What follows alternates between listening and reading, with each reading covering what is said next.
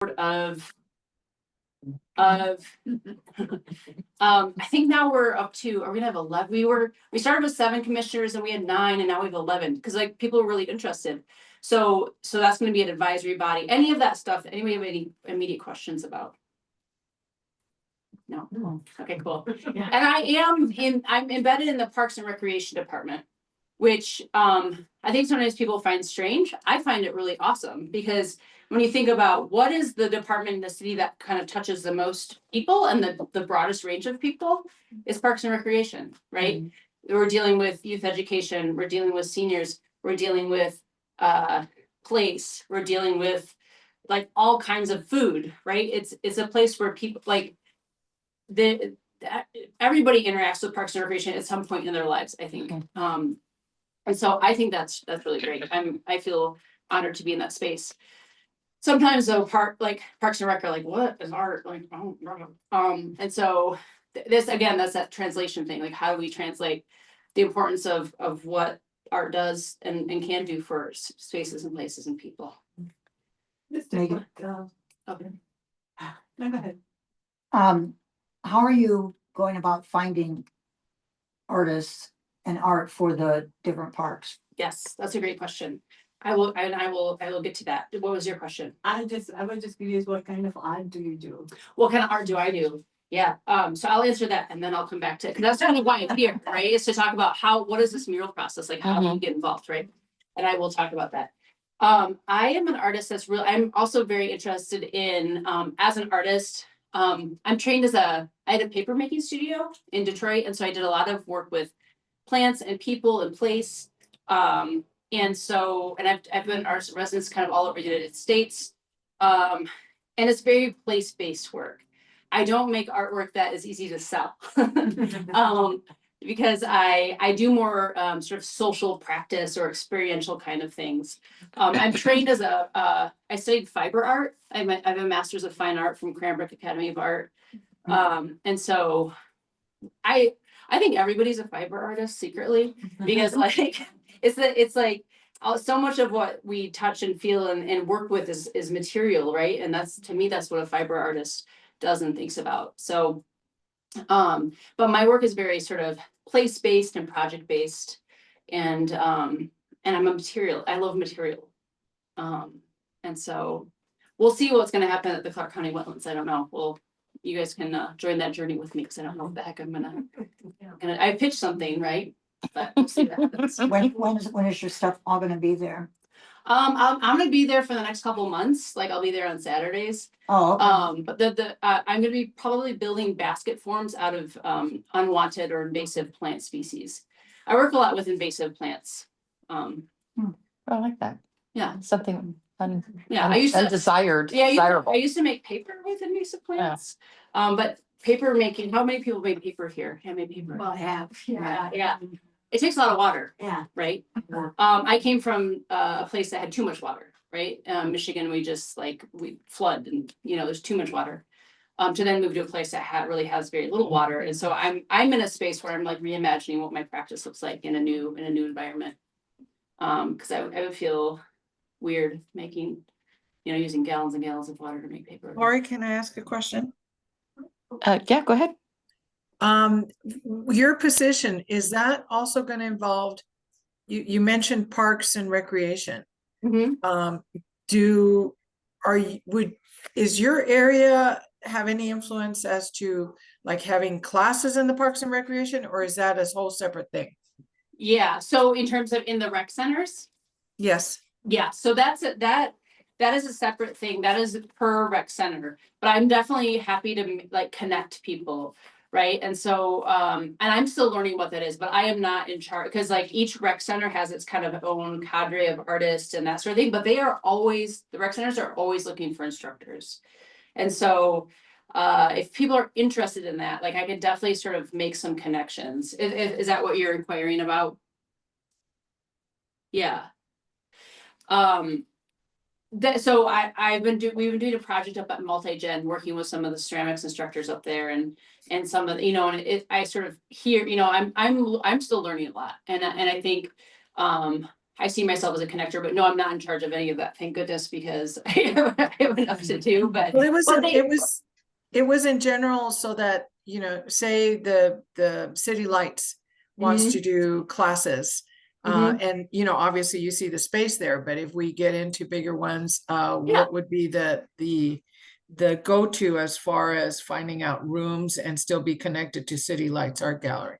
Got it. Yeah, I think that's an interesting thing. That's something we could definitely explore in terms of like, I think part of it is like, where's the need, what's the best space and that sort of thing, but we could definitely kind of Right. evolve that conversation in terms of linking you all up with some of those recreation supervisors and that sort of thing. And there's a. Well, I guess my question was along the same lines, because there's so much space at different facilities that you have built, like the Lee's Family Forum and multi-gen out there in Henderson. And the space is dormant most of the time. And I just wondered why we aren't participating in filling that space. Yeah, no, that's a good question. And I think let's revisit that. I think that because I have some idea as to why, but I don't know entirely. And I think that could be a really if you all are looking for space to teach and they're looking for people to help teach, like yeah. But yeah, I think that would be cool to have that conversation. Yeah. So oh, go ahead. What about display? Display. So I will talk about this. So I'm gonna sort of talk about two different ways that as individual artists, like how you can get involved. So what I'm in charge of is putting art in every single park. I'm also in charge of gallery exhibitions. We have the City Hall Gallery. That is in City Hall. It's not really a gallery, it's just like the walls in there, right? The rec centers have some wall space. None of these places have like proper lighting, or that's something that I'm working on, but it'll take a minute. And so with the art exhibitions, you know how art exhibitions take a little bit of planning, right? So usually work a few months behind. So I came in already kind of behind the 8 ball. And so like sort of building out programs now, but I've been having open calls for artists. So like, for example, right now I have an open call for Juneteenth. So we're doing a Juneteenth exhibition. So it's called Juneteenth in the Present. So that exhibition will be up at City Hall. So anybody's, you know, and really mostly focusing on local regional artists for those opportunities. And so there will be open calls for some group shows in those gallery spaces. And that's all on the City of Henderson website. And on social media and things like that. And so gallery exhibitions are one way. That isn't to say though, like, is there an opportunity for us to do a City Lights exhibition? You know, like I'm sort of building that program, right? And so to me, so some of the things that are super important, I do a employee art show there. That's a super important show, just to show that we have artists in the city too. But then also, so for example, Juneteenth, the show that's up right now, it's called Our Ninth Island, or the Hawaiian Diaspora. That is reflective of the programming that we're doing, right? So I'm sort of working with our special events team and seeing, okay, what are the programs that we're doing and how can we sort of show a visual arts component of that? So yeah, so you, as an artist applying for those open calls for art exhibitions, that's one way to get involved. The other way is our, we can pass some of these. Let's just pass some of these around. I don't have enough for everybody, but if people can share. So our call for murals. And this is a process that's sort of evolving. When I got there, there's already, you know, a lot of murals have been, a lot of murals have been put up in the city already, right? Yeah. And so I first was like sort of assessing like what are the murals that we have. So this is a mural map we set our own. And so previously that would all go through NGEM. Has anybody NGEM? Has anybody used NGEM ever? No. It's like very much a governmental contracting system, and they would ask artists to submit their work Yes. through this. Yeah. Yeah. And it's really clunky and it's tough. It's like for if you're an electrician, wait. Yeah. Yeah. Well, I'm with when you guys do a call for art through the city, when you go through that, Yeah. the same one that I go through. Okay, yeah. So, yeah. So, so what I've been trying to do is make it more artist friendly. And so now we're using a system for our calls for murals, called Cafe. Yes, Have people used Cafe? yes. Yes, yeah. So, we've recently switched to that. The last call we did in the winter, like, so that was out in like December, January. That was the first time using Cafe.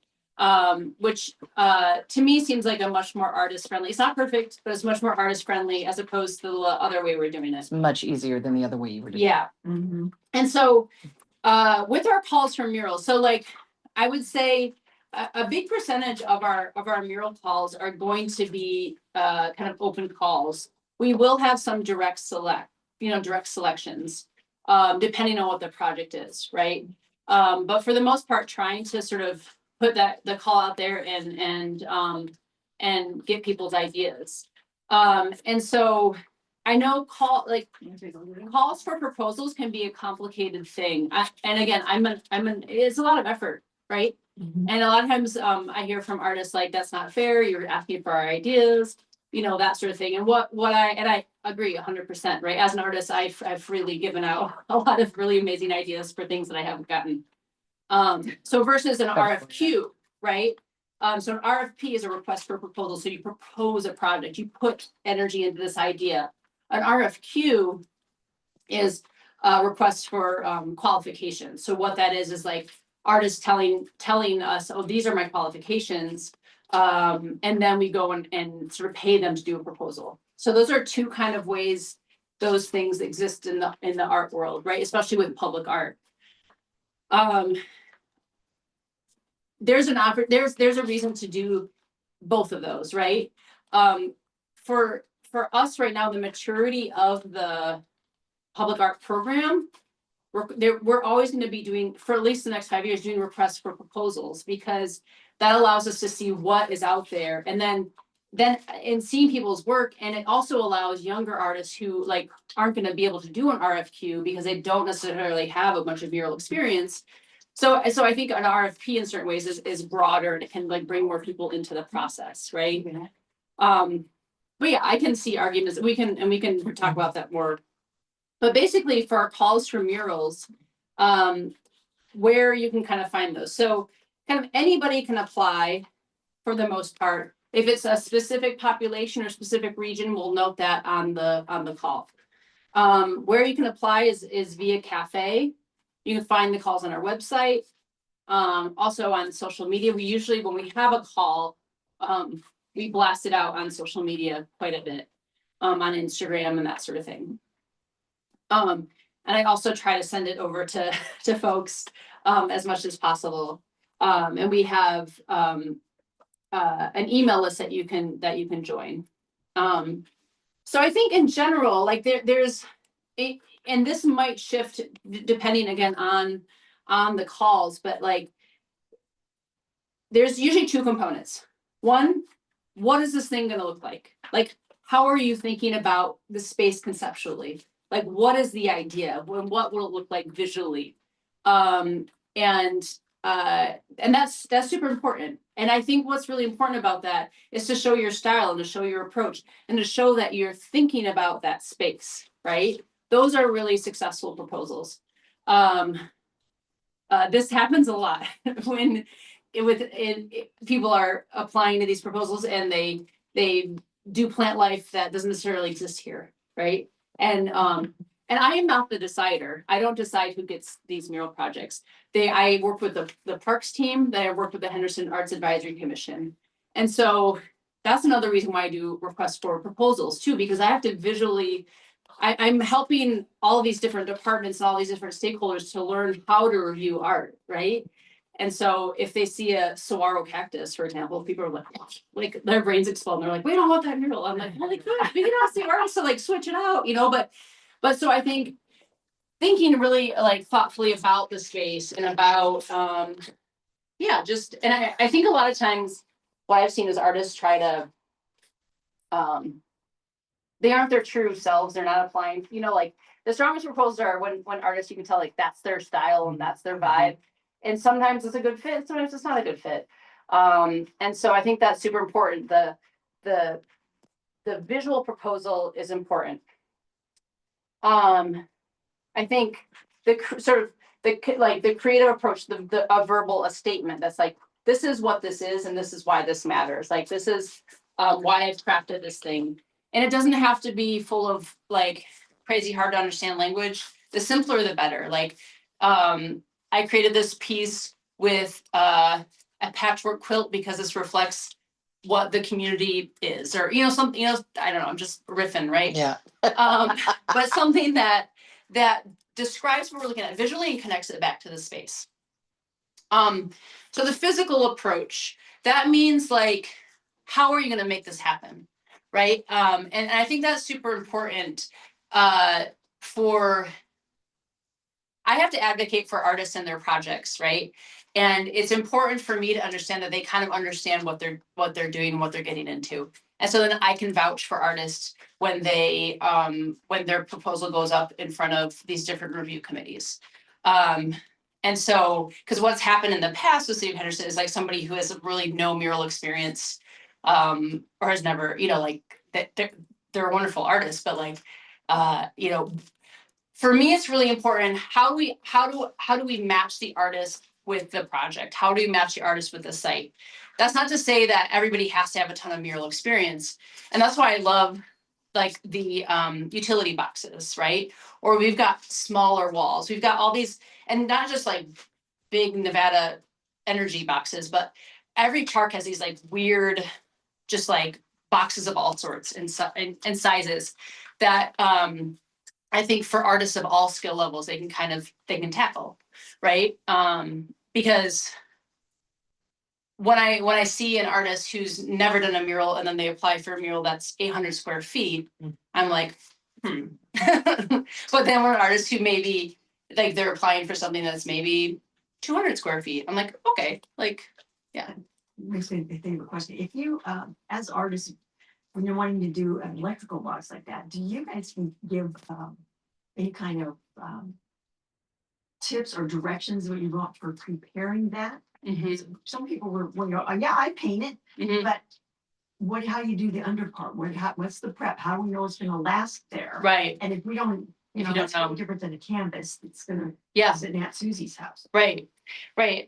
And so that is something that I hear from a lot of artists that don't have this experience. So I think that's something that I would love to sort of, again, build that muscle. Like, how do we pair up experienced muralists with people that are artists and painters and need that experience, right? Because like, if it's metal, how do I cover it? How do I seal it? What are the best products? If it's stucco, if it's, so we don't necessarily, at this point, we don't tell people how to do that. But what my dream is to like build this up and then to be able to link up artists who are interested in working with more experienced artists, right? Because there's a lot of experienced muralists in this town because of places like the Strip, and there's a ton of experienced muralists that can come in and do projects and things like that. And so how do we sort of create an opportunity for less experienced people to learn?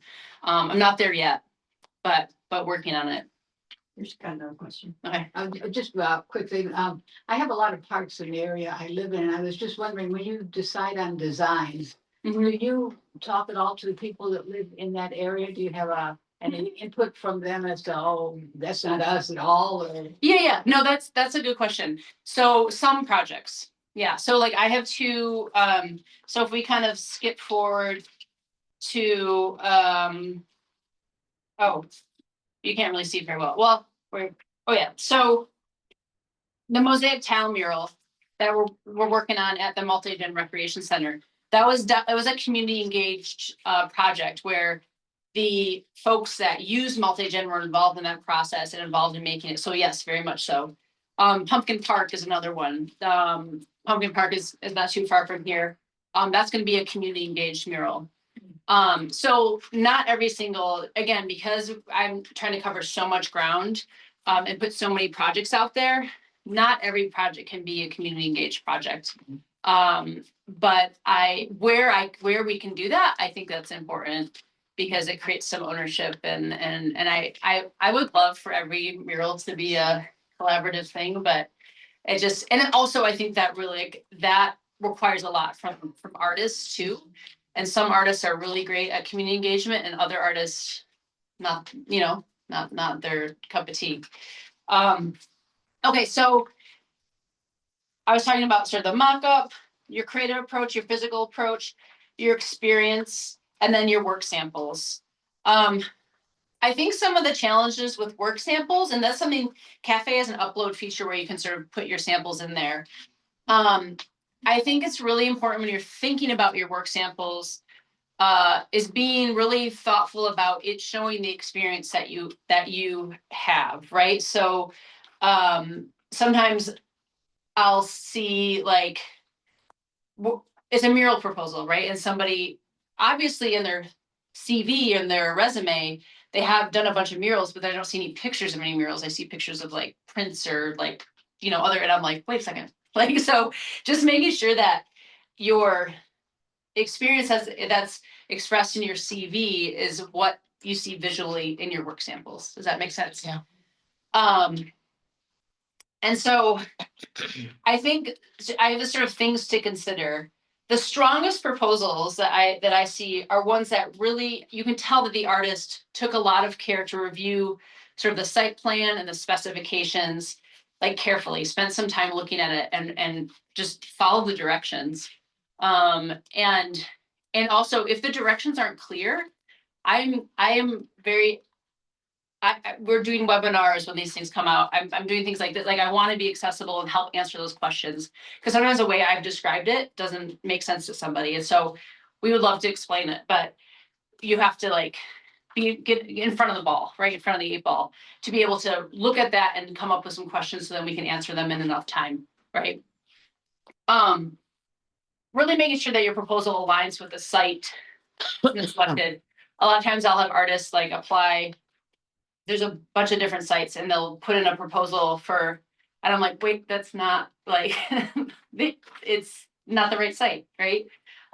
So just being really careful of that. Just, those are simple things that will eliminate somebody who's a really awesome artist, but I have to be very fair to, you know, like when I've got hundreds of people applying for these things, you know, you can't be like, well, they tried, you know, unfortunately I have to kind of eliminate folks that can't follow directions. If you can have somebody review your work, it is such a helpful tool. You all can do it for each other. Like that is so helpful. Especially non-artists too. Like I have, or people that aren't necessarily applying for these things. Like I have friends or kind of like look at these things like, does this actually make sense? What I've said and what's been stuck in my head and what I've drawn, does that actually make any sense to you? I can't, the benefit of that is amazing, right? And since you all have a collective of people that make art, like use each other as a resource to review these things, right? Together, have a review session. Like, it makes your proposal clearer, more concise and stronger. Again, I love like, be yourself. Like how many people have like juried art shows or have, I mean, you jury or, you know, like you can tell when somebody is themselves, is coming from their core as who they are as an artist or as a person. Like letting that shine through is so important. It can be hard to do. And it can also mean you get rejected. I mean, my batting average for getting opportunities comes and goes. For a few years I was I had a 0 batting average. This year I'm maybe like a 0.1 or something. So and it's hard. It is. It's hard. If I could switch up the art world, I totally would. But I can't do that yet. I can talk about, so I've got all these sort of selected artist requirement. I'll do this really quick. One of the things that's really, I think a lot of my role with the city is really helping to walk artists through what the city requires once you are contracted to do work. And that means if you're a teaching artist, if you are anytime you're on city property, we need all of this stuff from you. And it's crazy. And I'm working with risk management. I'm working with our licensing department to try to reduce some of the burden, right? Because most artists, this isn't your full-time gig, right? There's very few artists that's just like, this is what they do. And so to have a business license, to have liability insurance, to have really high auto liability, to have, that's a burden, right? And so, but we are where we are. And so basically, anytime you get hired, we expect a W-9. We do expect liability insurance. But I'm working to help artists find different kinds of liability insurance that is more fit for artists. Because, and the reason why we need liability insurance is because stupid stuff happens and people get sued, and they're gonna come after the city.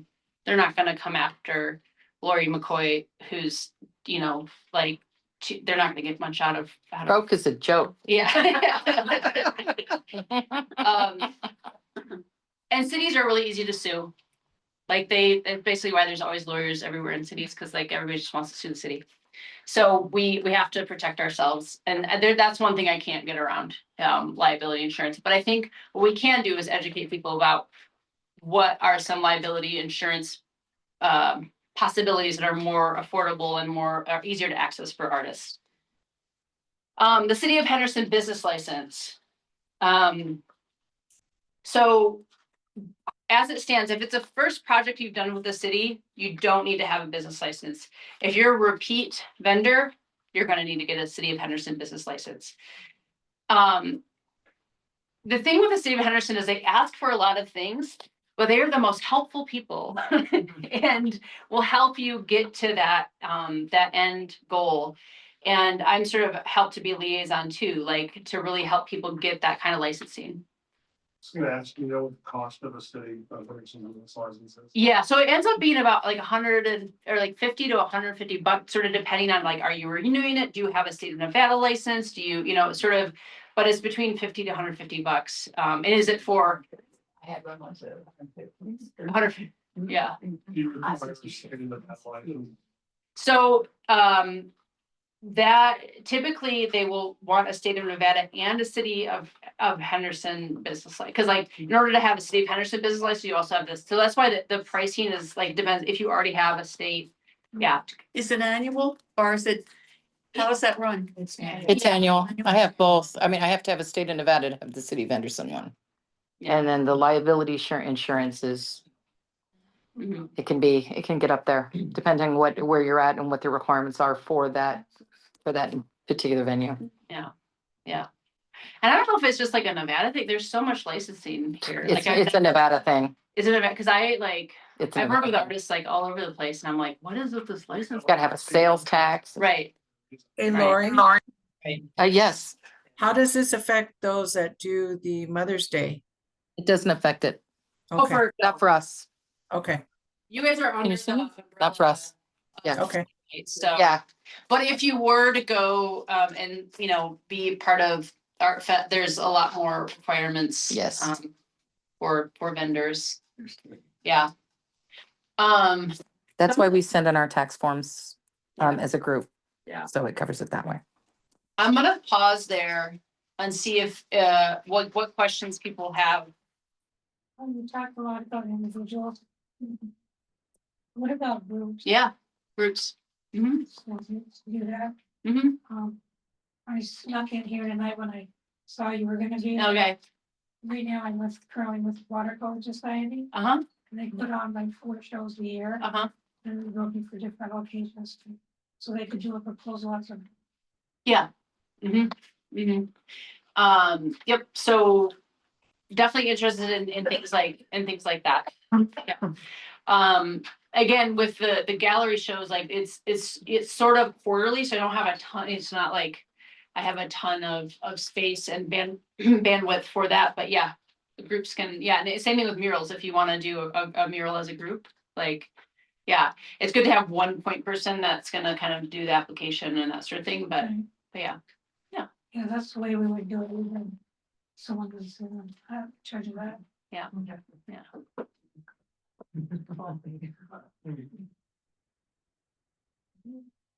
Other questions?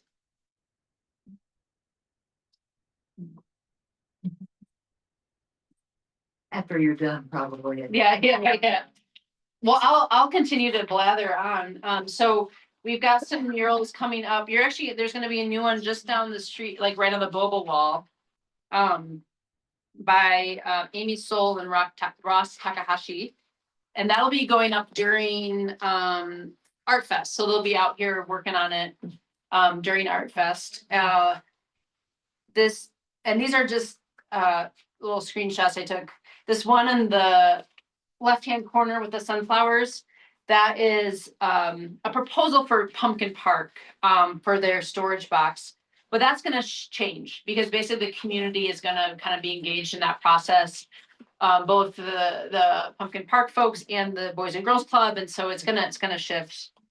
Is Pumpkin Park the community garden? Is that what that is? Okay. Yeah, Pumpkin Park's a community garden, super cool Yeah. space. Brand new.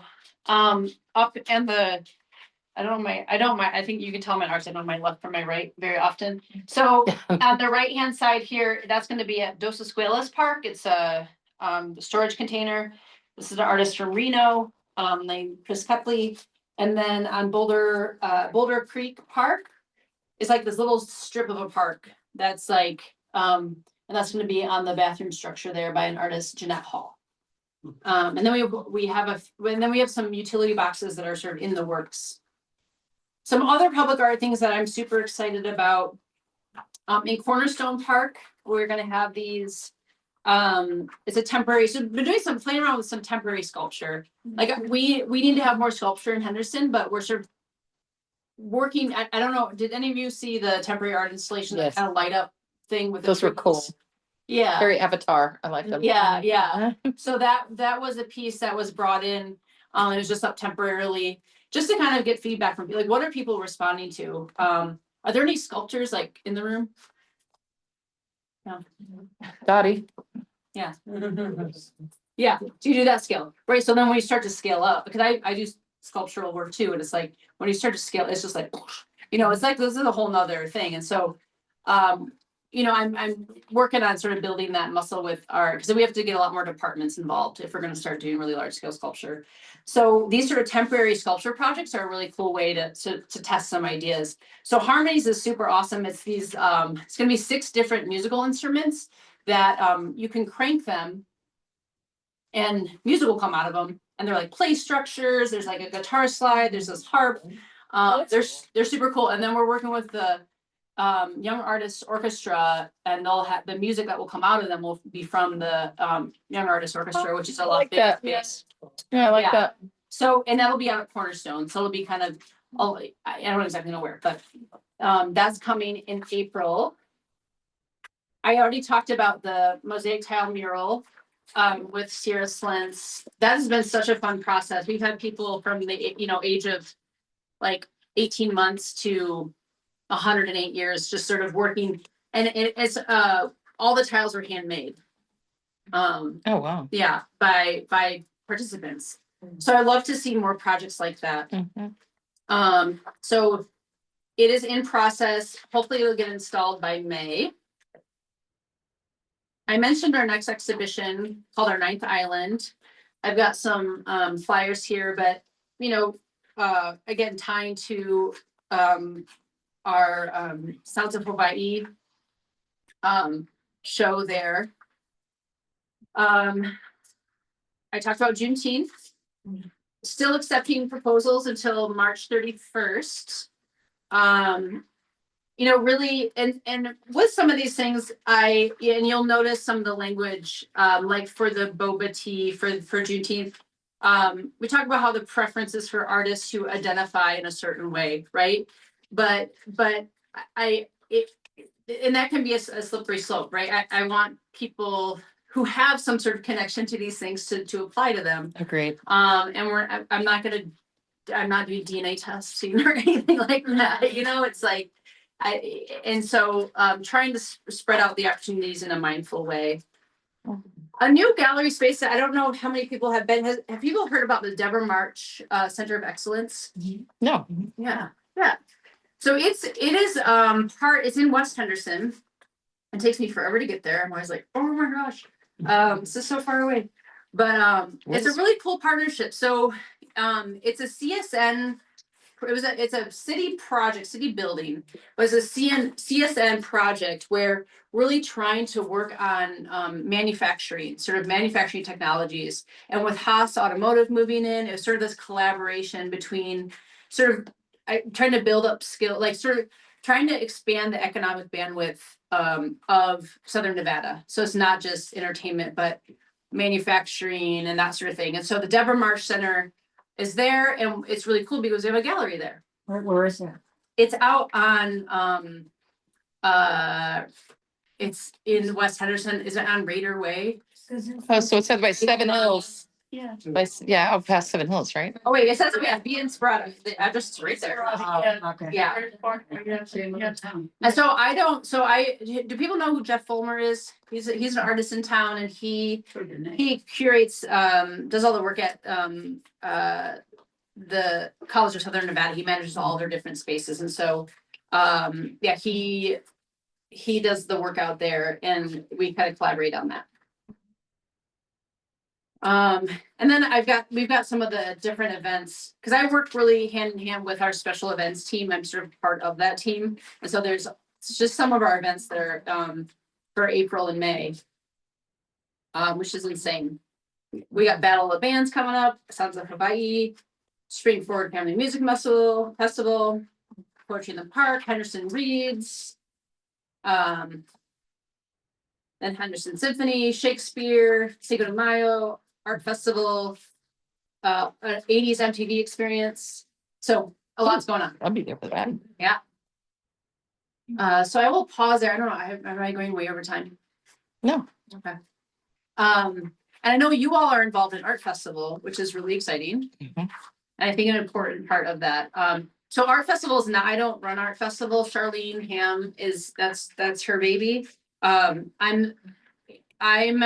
involved in some of little parts and pieces with that in terms of sort of creating a little artist village on the Water Street Plaza, working with some chalk artists, that sort of thing. But yeah, I guess any questions about, so Art Festival, you all are, I know, working together, working to make that all happen. Stephanie, Yeah, Cool. if I can just inject with one thing, because you said Charlene, I did get a email from her tonight saying if there's any artists here who would like to do live demos for the Mother's Day, they're gonna have a space up in the plaza. Yeah. So I'm passing on if anybody decides if they want Good to to know. come here Yeah. up to the plaza. She didn't say, I didn't ask her yet if it was a different cost. So Thing like that. yeah, so and that's sort of what I'm kind of managing for Charlene. So it's basically like you get a 10 by 10 tent up there, no charge, but but basically you have to Demo all day. Yeah. And she said they can sell their stuff in the tent though. You can still sell your stuff. But if you're demoing all day, you guys know how hard that's gonna be. Yeah. That's why I don't show my stuff anymore, because you can't do two Yeah, things. two things, yeah. Yeah, so for right now, like what we sort of have on deck for that sort of artist demonstration site, kind of the artist village, is we've got the Nevada Clay Guild, we've got actually the Multi-Gen Ceramics folks. We have a macrame artist, we have an all-scene mushroom installation. That is that the one from Burning Man? Oh, no, I don't know. Oh, because I just saw one from Burning Man. I thought it might have been the same one. Yeah, no, I don't think so. It's an artist, Lee Lanier. He's a painter in town. He made this Goofy mushroom. What else? Maybe some culinary arts. There might be some food being made. Favorite.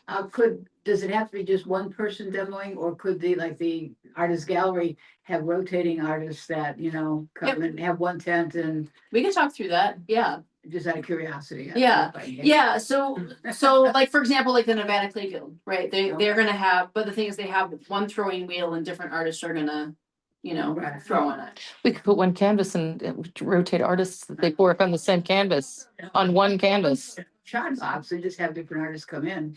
Yeah. I'd probably come, I'd come for. I think we should all collectively paint one painting.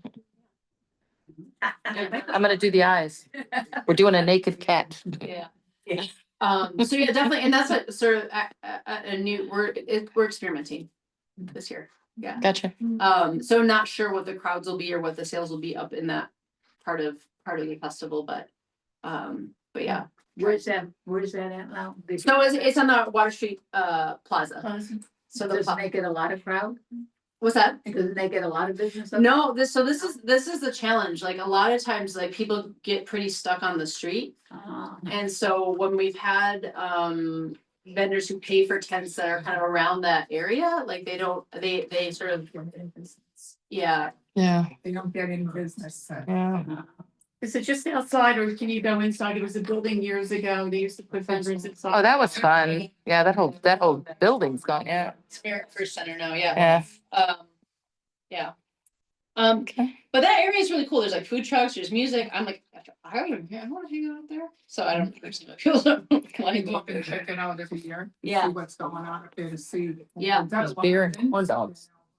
Yeah, Until they can get the people, the street is packed, you can't move. Yeah. Until you get the people to start, that's what we're trying to do, sort of like with the demonstrations, have them time to sort of create some anticipation and yeah, we'll see. So we're trying some stuff. What is the one that you have the Ninth Island? What is that going to be mostly of or mixed music, dancing? So for the Ninth Island, that's all visual art. We can pass this around. So that's all visual art, but then it's tied in with the Sounds of Hawaii, which is a concert on the Okay. 30th. Right. So you can come to the reception here and then go to the concert. But the art is all visual art. Some of it's like there's some malays, there's some like objects, there's some carvings, but mostly paintings. And that is done by. A bunch of different local artists. Not a bunch, a few.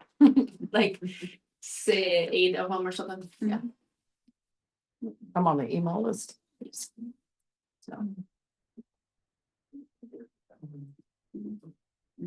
So in terms of our next sort of call, our kind of calls for murals, like we are, my goal is to launch another one kind of end of spring, beginning of summer that then would get painted in the fall. So that's sort of what I'm working on. And so just keeping an eye on on our website, on social media, that kind of thing.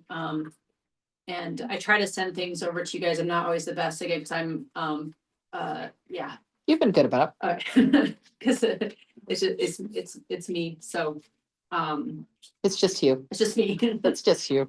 So yeah. Cool. Wonderful. I guess just for any of you all, any sort of feedback in terms of what the city could kind of do better, or the city could, in terms of engagement or outreach, or like, how you guys are hearing about these things, or what's that? build us a better gallery. Build you up. Yeah. So where do you promote most of this stuff? Because sometimes I found, and maybe it's because I'm slow, but I have found that a lot of times I don't hear about this stuff until it's day of. Exactly. before. Yes, too late. And when I go looking for it on the website. It's hard to see what find. events are Yeah. coming up. I've done this like the past 25 years. Mhm. It's been a challenge to figure out when things are happening in advance. Who to contact, like by getting booths at certain events or so forth, because a lot of times I just don't hear about it until it's too late. Yeah, well, you can reach out to me and I can direct you to people. I do agree that it is hard to find. We have a communications department that all of this stuff has to go through, right? And the city website is a tangled bear, right? Because it's like stuff that like there's all this fun stuff, and then there's like this like licensing stuff, and then Pay your water bill. yeah, and then- so it's just like, and so, yeah, so if you just Google Public Arts Henderson, Nevada, Google's pretty good. It'll direct you to our page. And I've been working with our communications team to make our sort of website portal where the sort of public art stuff is better. It's getting better. It's Yes. getting much better than it was. Yeah, it's not, again, it's not perfect. But that's the best place to start.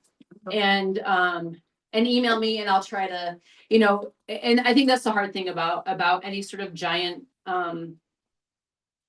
institution like a city government, like who do I talk to about this thing? We also have, it's a thing called Contact Henderson. If people have used it, but basically you can kind of ask any kind of question. If you go on the website, it's like Contact Henderson, you hit it and you enter some sort of question. If you're like, where's this thing? They're really good about, I get some insane queries that basically get filtered into the system. And if it says the word art, it comes to me and I'm like, what? But it's like, if there's a sprinkler that's broken, if somebody has graffitied a park sign, if a tree has fallen down, or it, you know, it's like both, and kudos too, like you can send us notes about how great we are. But it's just this like catch-all. If you're like, who do I talk to?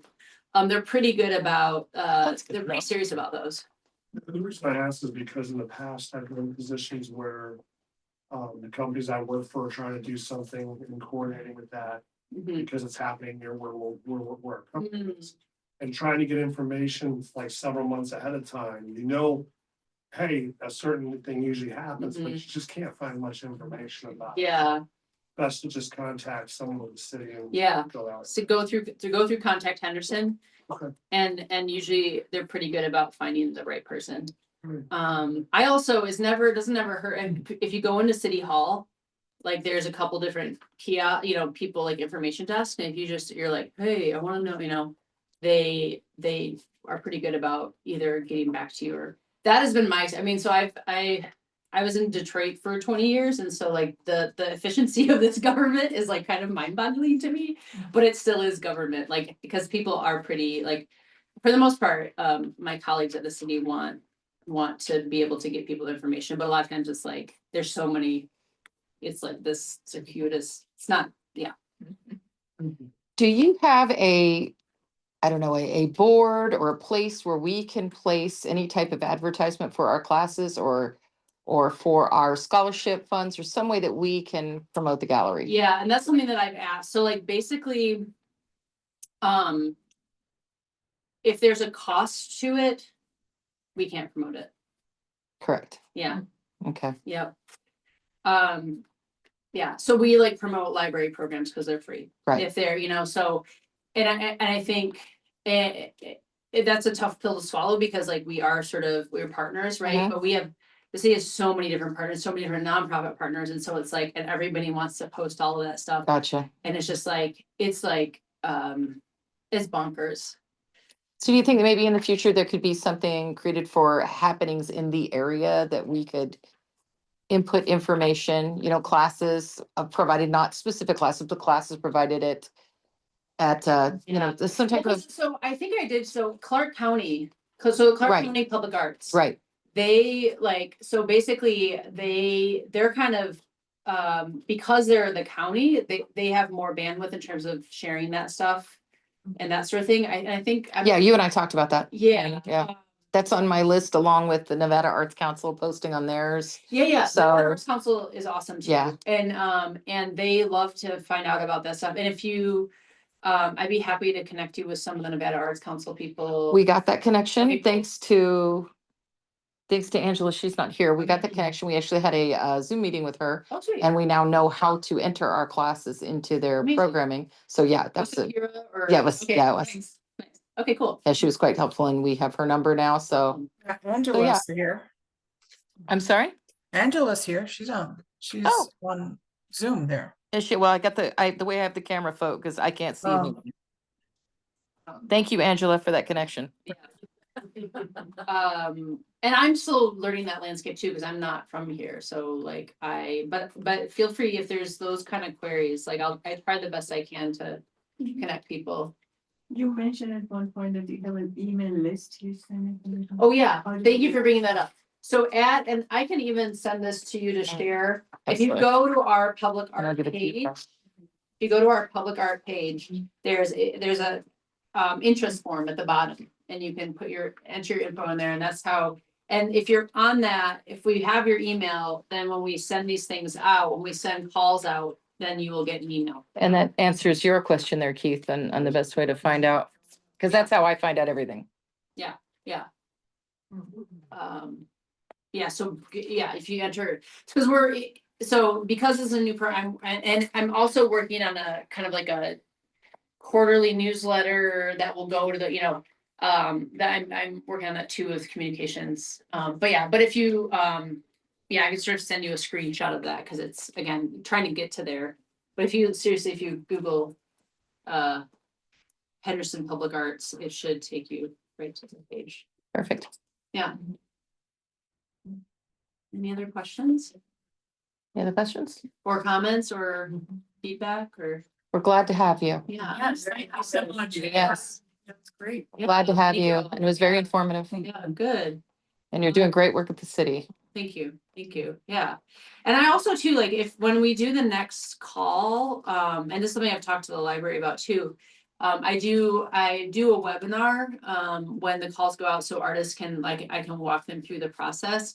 If it would make sense to host something here, just to sort of just, because a lot of times it's just like answering questions, or artists are like, wait, so I have, it's just like having that time. So like, maybe that's something we can look at doing this summer. Absolutely. Yeah.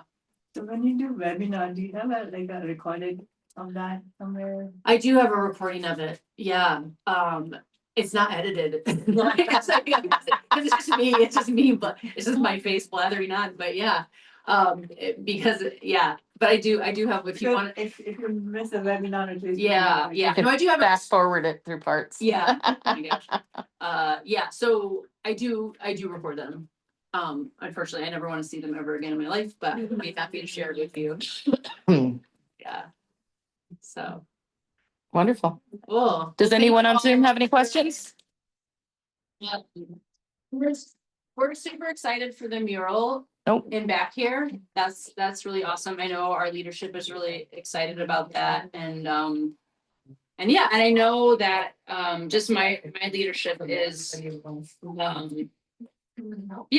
is really supportive of the work that you all do, and the importance of keeping art in a community space that is accessible is so important. And so I applaud all of you for all of the work that you do to keep this place going, and because I know it's not easy. I've been in this space too, and it's a labor of love, and I think that's what, to me, the reason why I'm an artist is so I can hang out and like with other artists, honestly, like, because they're the most interesting. There's people, nothing like it.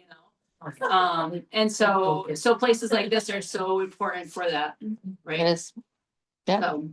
So yeah, kudos to all of you for Thank you. making and being. Surprised that we didn't charge for a free art gallery. You can come in and look for free. Oh, wow. Yeah, people are charging to go in art galleries. Well, shoot. I mean, I guess the Bellagio was that, but Yeah. Whatever. but yeah, there is good art in there. But. Yeah, we would like to, any way that we can be included in any, like how you're doing the Art Fest or anything. If you ever see any opportunities that we can be included in that, we are more than happy to do that. Cool. Yeah, and that's something that I'm sort of trying to get in front of too, is like some of our bigger, I know, like how did St. Patty's work out for? It was killer. It was awesome. Really good. Okay, and you had space and like. Yes, and we had people push down this way. It was really, it was amazing. Good. It went really, really well. Yeah. Oh, the language, okay. Well, she had her megaphone and was just calling people down. We were doing face painting. It was awesome. Gonna have to is with the mall, what do you call it, the block, those things they block the street. Yeah. Yeah, we had people driving through. They dropped off the, people were driving, even though the said the street was closed. They're People still. were driving through those. Yeah. Yeah, and there were kids everywhere. It was scary. It's great, yeah, and I know, like, yeah, I feel like, and. They finally parked a cop car there to stop them. Yeah. Yeah. So those really big special events like that like I'm tangentially involved, but like, yeah, as much as I can, that's because it's great if it can bring some, if you got all these people down here and they can bring some of them here. Or if you have a contact number that we can use, to somebody we can call when those times happen, that they can, because once Stephanie spoke to somebody, they immediately remedied the situation. If we just, maybe we had a contact number, point person we could contact. Yeah. Keep that from happening in the future. Yeah, I mean, Charlene is like, if you got her, But on that, you don't know until they set up. You don't know what's gonna, how they're gonna set it up until they actually set it up. Yeah. Every year that setup out there has been slightly different. Which is like, it was a challenge on our end too, is like, you have all of these plans, right? And you're like, okay, this person's gonna go, and then you come out and you're like, what? Like, no one's gonna be instructed, even like trying to like get the cops to go where they're supposed to go. And you're paying them overtime and you're like, come on, like. Well, we kind of remedied it with the Leo, the library truck. We had them park right there in front of it and just blocked it off. Great. Yeah, that was really helpful. So yeah. Yeah, I mean, I think it's good if, like, and you send me a note, when those things are happening, just send me a note so that I Yeah. can sort of pass that along. Another question for you involved in that, the out there, who determines where the things are gonna be blocked? Because like that alleyway between us, they have the street blocked from Water Street to the alleyway. But people can drive from across the alleyway to get into the parking across the street. Normally, when we have things out there, they block that, Yeah, and they didn't block it this time. yeah, that, I don't know, like, so it's basically, it's a conversation between, so. For example, like St. Patrick's Day, that is a promoter event, right? So it's somebody from the so it's the sons and daughters of Aaron that Okay. do that whole thing. And so so like, we know as much information as they tell us. Mm. And we have, Charlene's very much, very hands-on with that. So like Hot Rod, St. Patty's, Farmers markets. yeah, like a lot, those are like sort of like people that are contracted, or we have some sort of like or gospel fed, like those are ones where it's like there's a promoter and like that stuff will, like they come up with a different plan that we definitely have to approve, but sometimes they have their own reasons for doing the things they do. Okay, then that brings me to another question. Okay. I'm sorry for all these questions, but there's been nobody that I can ask these to. Yeah. This time. Farmers market, Mm-hmm, they have tents both sides of the street, mm-hmm. but we're only allowed for Mother's Day every year. Nope, only since pandemic, only allowed tents on one side of the street. So who determines that? And I mean, what is the reasoning? They say fire trucks, but what was I can the ask. difference? Yeah, I have no idea. So basically what you're saying is like, the farmer's market's allowed to set up on both sides, but you guys are Right. only allowed to have one side. right. I can find All the out. way down. So if it's a fire truck issue, then what makes that any different from the Yeah. market? So Yeah. I was curious about that. Only Yeah. because this small place, we had a record number of people wanting to do Mother's Day. Yeah. Yeah.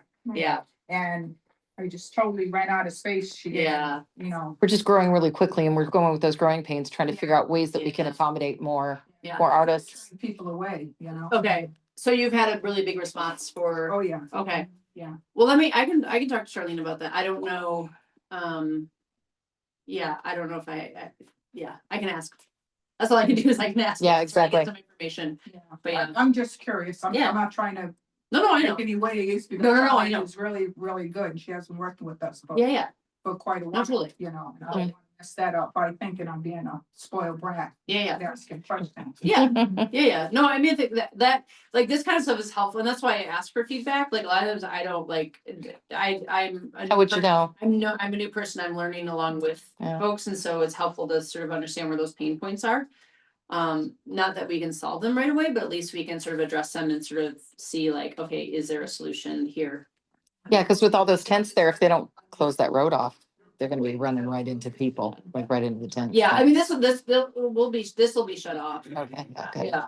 Oh, yeah, this is always shut off. I'm just making sure because they didn't shut off that between space. I want to make sure that does get shut off because the Oh, tents and our tents, they have to shut it off because our tents, yeah.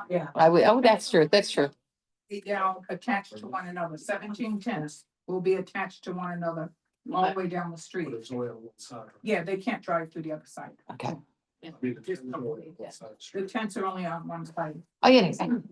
So, well, thank you very much. It was very informative, very helpful. I think everybody got a good idea. I'm gonna end our Zoom meeting. Good night, everybody. Good night, everybody. Thanks for joining us. Bye, you guys. Are these your cards?